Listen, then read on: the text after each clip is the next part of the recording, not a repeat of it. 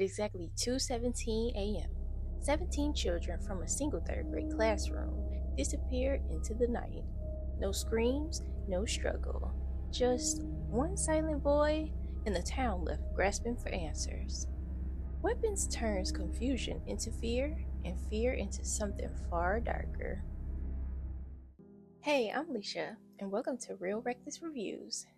If you love deep dives into unsettling films, haunting performances, and stories that linger long after the credits roll, make sure to hit that subscribe button.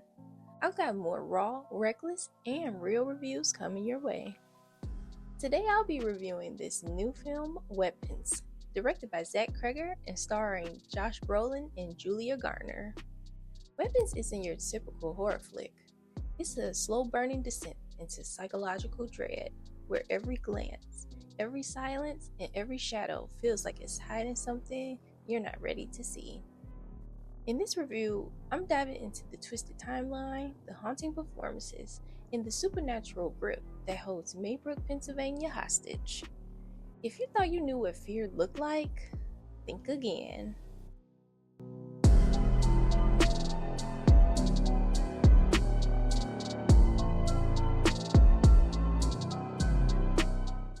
The story begins in Maybrook, Pennsylvania, where 17 children from a single third grade classroom vanished at exactly 2:17 a.m.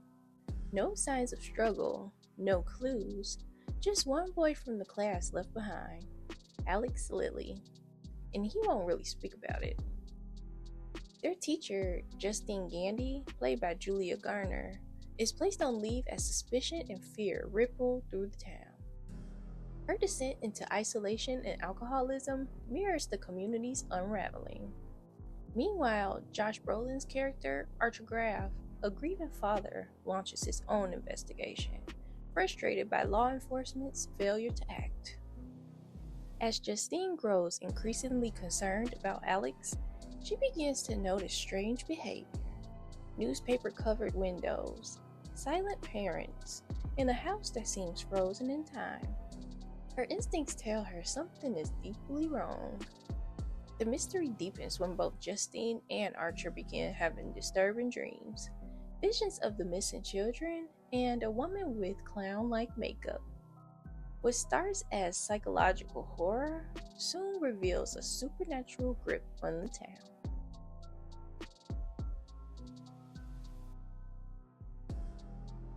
The film opens with a chilling narration from a child, recounting the night 17 children from a single third grade classroom in Maybrook, Pennsylvania, vanished at exactly 2:17 in the morning.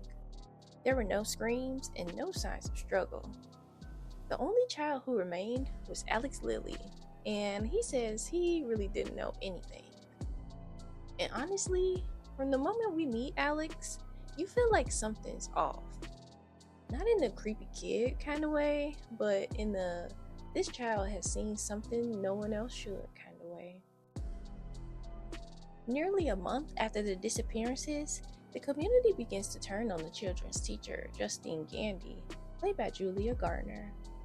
Principal Marcus Miller places her on leave, and Justine starts spiraling into depression and alcoholism. She rekindles a toxic relationship with her ex-boyfriend, Officer Paul Morgan, who is married and emotionally unavailable. Despite her personal unraveling, Justine becomes increasingly concerned about Alex's well-being. Justine becomes fixated on Alex. She follows Alex home and notices disturbing details. Every window in the house is covered in newspaper. She creeps around the back of the house and peeks through the window and notices that his parents are just sitting motionless on the couch, staring blankly into space like mannequins. She urges Principal Marcus to perform a wellness check, but he hesitates. Later, while stalking out Alex's house, Justine falls asleep in her car. In a deeply unsettling moment, Alex's mother, seemingly in a trance, opens the car door and cuts a lock of Justine's hair. Meanwhile, we meet Archer Graff, played by Josh Brolin. He's the grieving father of Matthew, who is one of the missing kids. Frustrated by the lack of progress from law enforcement, Archer begins his own investigation. He reviews ring camera footage and discovers that the children's paths all converge near Alex's house, though their exact destination remains unclear. Both Justine and Archer begin experiencing vivid nightmares involving the missing children and a mysteriously elderly woman with clown-like makeup. These dreams are surreal, fragmented, and deeply unsettling. The dreams hint at a supernatural force behind the disappearances. Then we meet James, a homeless addict who breaks into people's cars and houses around town to feed his drug habit. He stumbles upon Alex's house because it low-key looks abandoned from the outside. James decides to break into Alex's house to steal items. As he is inside taking things, he notices Alex's parents are just sitting frozen on the couch. He is startled and makes a lot of noise dropping stuff. James accidentally stumbles upon the missing children in the basement. They're alive, but they're kind of just standing around, blank-faced. James reports it, hoping to collect the $50,000 reward money, but Officer Paul, who had assaulted James in the past, chases James down. James pleads to Paul that he knows where the missing children are. So Paul handcuffs James and puts him in the back of the police car. They go back to Alex's house, and Paul goes into the house and leaves James in the car. After waiting and waiting, James starts freaking out in the back seat. All of a sudden, Paul emerges from the house and comes and swings the car door open and literally drags James back into the house. Soon after, Principal Marcus is visited at school by an older lady named Gladys Lilly, who is Alex's eccentric aunt. She claims to be the family's caretaker after Alex's parents fell ill. Principal Marcus insists on meeting with the parents, but Aunt Gladys deflects. Later, she visits Principal Marcus and his husband Terry at their home, and things take a dark turn. Using a stolen ribbon and locks of hair from both men, she performs a ritual that enchants Marcus. Under her spell, Marcus murders Terry in a very graphic way. Aunt Gladys then takes out the blonde curly hair cut from Justine's head, and she performs her ritual, which sends Principal Marcus to kill Justine. Justine just so happens to be at the gas station, and Archer pulls up to confront her about the missing kids. Y'all, why does she look over her shoulder, and here comes Principal Marcus running towards her at full speed, blood all over his face. This part was super crazy. Marcus knocks her down and tries to choke her out, but Archer ends up saving her and she gets away. Marcus chases after her and then is struck and killed by another car. It's a shocking sequence and it confirms what we suspected. Aunt Gladys isn't just strange, she's a witch. Justine and Archer are now reluctantly working together, trying to piece together the truth. We eventually learn that Alex's parents had invited Aunt Gladys into their home because she was sick and dying. They thought they were doing the right thing, offering her comfort and care in her final days. But while Alex was in school, Gladys wasted no time. She quickly enchanted both parents, using her dark rituals to freeze them into a catatonic state. From that moment on, the house became her domain.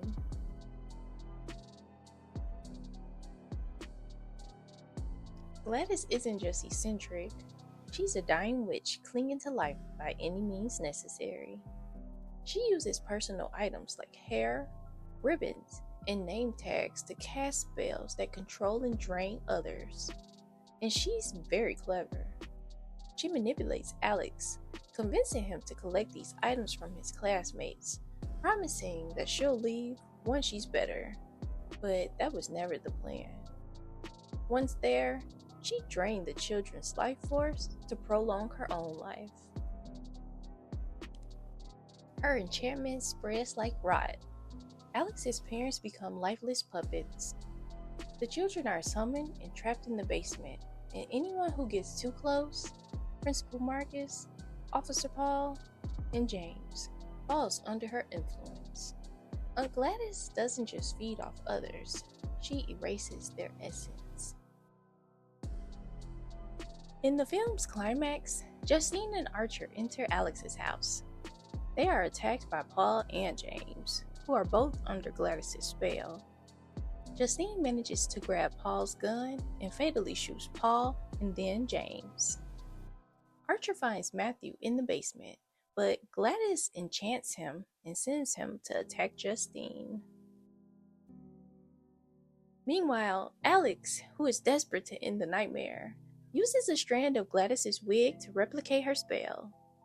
The children awaken from their trance and chase Gladys through the neighborhood and violently tear her apart. Her death breaks the enchantment. In the aftermath, Alex moves away to live with another aunt. His parents end up institutionalized. The children return home, and while many remain silent, some begin to speak again. The film doesn't give us a clean resolution, but it gives us something more honest. A sense that healing is possible, but it won't be easy. Weapons is not just a horror movie, it's a slow psychological breakdown of what happens when people stop asking questions and start pointing fingers. It's about grief, control, and how evil doesn't always come kicking down the door. Sometimes it shows up quiet, wearing a wig, and asking for a favor. This film doesn't spoon feed you. It throws you into the deep end and lets you sink or swim. The timeline jumps around, the characters are messy, and the answers don't come easy, but that's the point. Trauma doesn't follow a straight line, and neither does this story.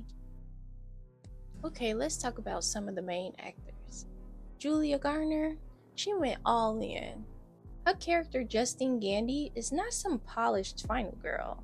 She's messy, she's broken, and she's trying to hold it together while everything around her falls apart. One thing that really hit me is Justine wasn't just dealing with the trauma of the kids disappearing and being blamed by the whole town. She was dealing with losing her purpose. Teaching was her whole identity.